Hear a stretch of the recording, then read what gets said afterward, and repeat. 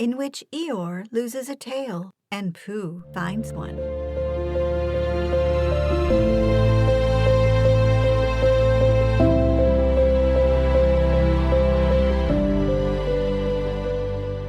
The old gray donkey, Eeyore, stood by himself in a thistly corner of the forest, his front feet well apart, his head on one side, and thought about things. Sometimes he thought sadly to himself, "Why?" And sometimes he thought, "Wherefore?" And sometimes he thought, "Inasmuch as which?" And sometimes he didn't quite know what he was thinking about. So when Winnie-the-Pooh came stumping along, Eeyore was very glad to be able to stop thinking for a little in order to say, "How do you do?" in a gloomy manner to him. "And how are you?" said Winnie-the-Pooh. Eeyore shook his head from side to side. "Not very how," he said. "I don't seem to have felt at all how for a long time." "Dear, dear," said Pooh. "I'm sorry about that. Let's have a look at you." So Eeyore stood there gazing sadly at the ground, and Winnie-the-Pooh walked all round him once. "Why, what's happened to your tail?" he said in surprise. "What has happened to it?" said Eeyore. "It isn't there." "Are you sure?" "Well, either a tail is there or it isn't there. You can't make a mistake about it. And yours isn't there." "Then what is?" "Nothing." "Well, let's have a look," said Eeyore. And he turned slowly round to the place where his tail had been a little while ago. And then finding that he couldn't catch it up, he turned round the other way until he came back to where he was at first. And then he put his head down and looked between his front legs. And at last he said with a long sigh, "I believe you're right."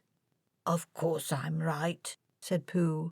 "That accounts for a good deal," said Eeyore gloomily. "It explains everything. No wonder." "You must have left it somewhere," said Winnie-the-Pooh.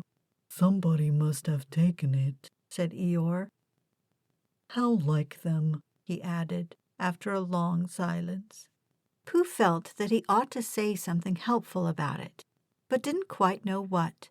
So he decided to do something helpful instead. "Eeyore," he said solemnly, "I, Winnie-the-Pooh, will find your tail for you." "Thank you, Pooh," answered Eeyore. "You're a real friend," said he. "Not like some," he said. So Winnie-the-Pooh went off to find Eeyore's tail. It was a fine spring morning in the forest as he started out. Little soft clouds played happily in a blue sky, skipping from time to time in front of the sun, as if they had come to put it out, and then sliding away suddenly so that the next might have his turn.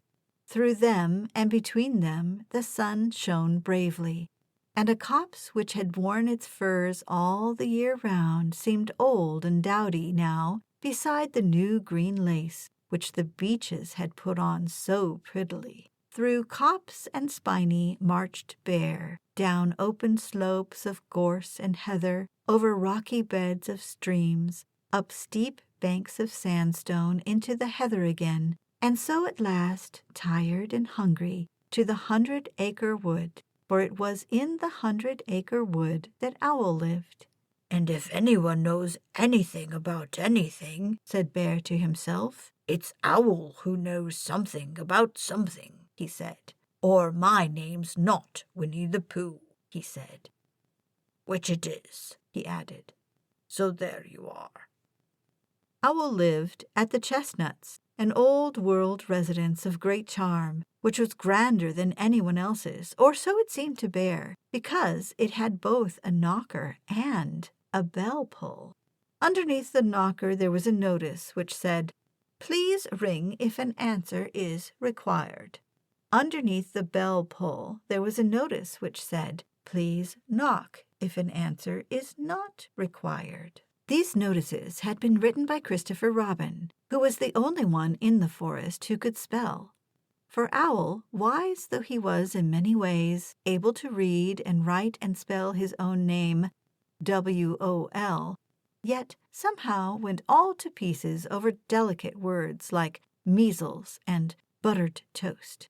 Winnie-the-Pooh read the 2 notices very carefully, first from left to right, and afterwards, in case he had missed some of it, from right to left.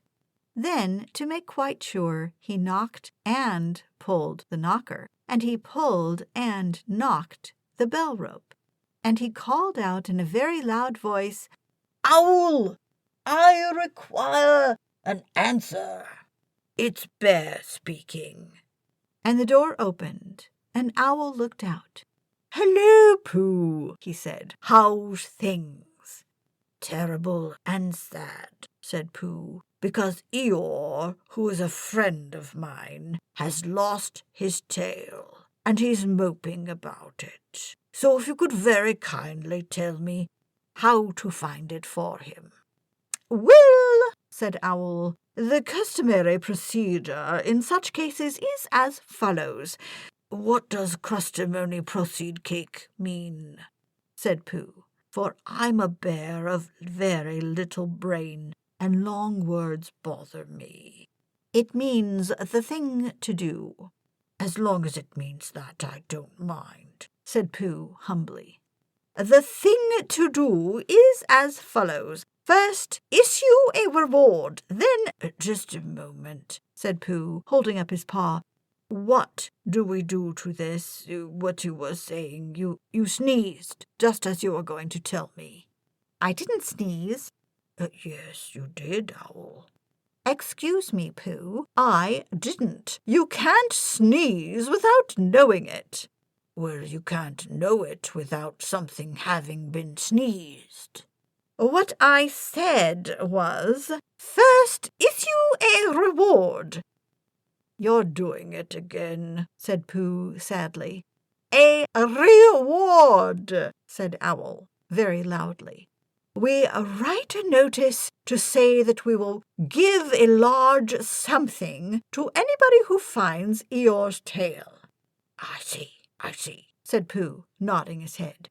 "Talking about large somethings," he went on dreamily, "I generally have a small something about now, about this time in the morning." And he looked wistfully at the cupboard in the corner of Owl's parlor. "Just a mouthful of condensed milk or what not, with perhaps a lick of honey." "Well, then," said Owl, "we write out this notice and we put it up all over the forest."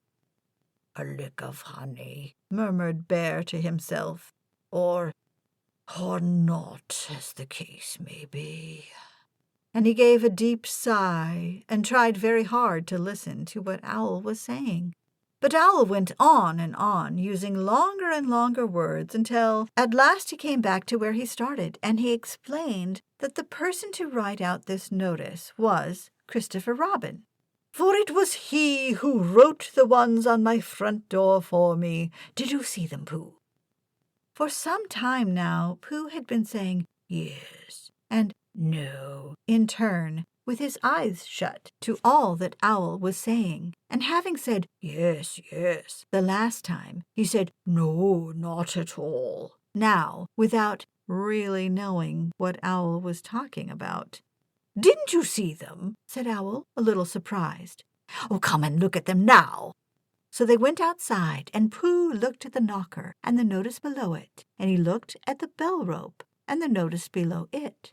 And the more he looked at the bell rope, the more he felt he had seen something like it somewhere else, sometime before.